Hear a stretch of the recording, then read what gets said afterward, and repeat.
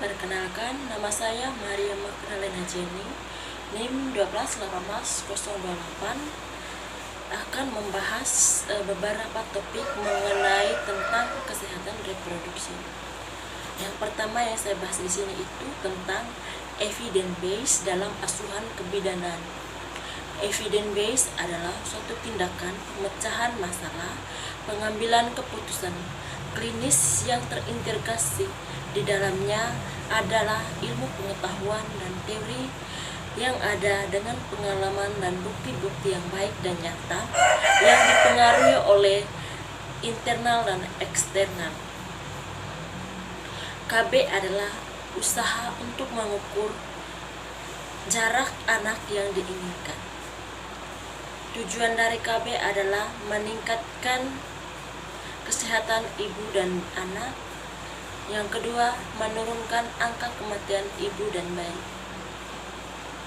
Kesehatan reproduksi adalah suatu keadaan sejahtera fisik, mental, dan sosial secara utuh, tidak semata-mata bebas dari penyakit atau kecacatan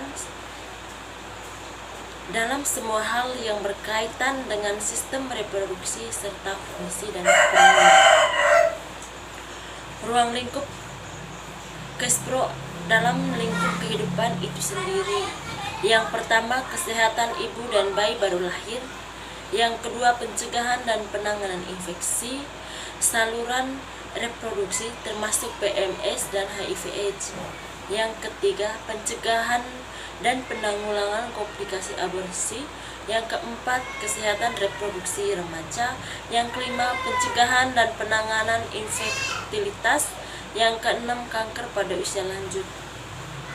Lanjut ke kontrasepsi dengan menggunakan metode sederhana, baik dengan alat maupun tanpa alat. Yang pertama, kontrasepsi tanpa menggunakan alat-alatan. Yang pertama, introitus coitus atau senggama terputus. Yang kedua, pembilasan pasca senggama. Yang ketiga, metode aminorelatasi. Yang keempat, metode pantang berkala. Yang kelima, mengukur suhu basal. Yang keenam, meriksa lendir serviks. Introitus coitus itu di mana pria mengeluarkan alat kelaminnya dari vagina sebelum mencapai ejakulasi. Pembilasan pasca senggama. Terus itu metode aminor itu yang dimaksud di sini adalah kontrasepsi dengan mengandalkan air susu ibu atau ASI secara eksklusif. Lanjut ke kontrasepsi modern. Kontrasepsi modern adalah metode atau macam-macam usaha untuk mencegah terjadinya kehamilan. Yang pertama itu vasektomi, operasi pada laki-laki. Yang kedua, tubektomi, operasi pada perempuan. Yang ketiga, kontrasepsi di bawah kulit atau implan. Yang keempat, kontrasepsi di dalam rahim atau KDR. Yang kelima, suntik. Yang keenam, kontrasepsi oral atau pil KB. Yang ketujuh, kondom.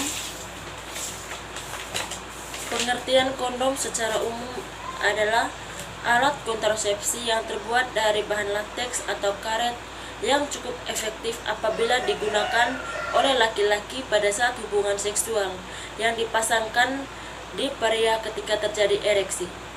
Manfaatnya itu memberikan dorongan kepada suami istri untuk melakukan KB.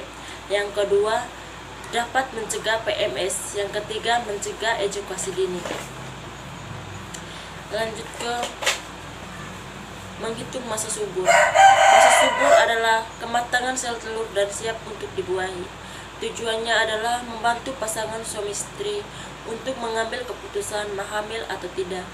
Tanda-tanda masa subur: mengukur suhu basal tubuh, pemeriksaan lendir mulut rahim, pemeriksaan ultrasonografi atau USG, pemeriksaan hormon LH dan progesteron. Cara menghitung masa subur: misalnya para wanita yang memiliki siklus haid teratur, siklus yang dianggap normal itu yaitu 28-35 hari. Masa subur adalah 14 hari sebelum hari pertama siklus berikutnya. Yang berikutnya pemeriksaan masa subur. Yang pertama pemeriksaan darah rutin, yang kedua USG rahim, Dan yang ketiga pap smear.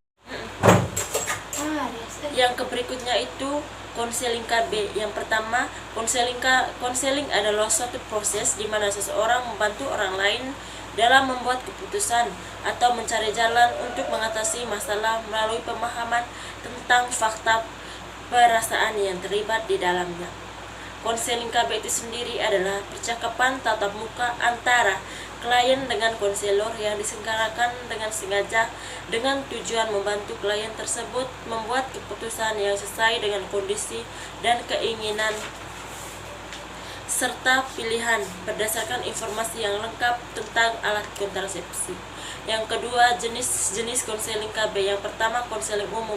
Konseling umum dilakukan oleh petugas laporan serta keluarga berencana atau kader. Yang kedua, konseling spesifik dilakukan oleh bidan atau dokter. Sekian dan terima kasih. Selamat pagi.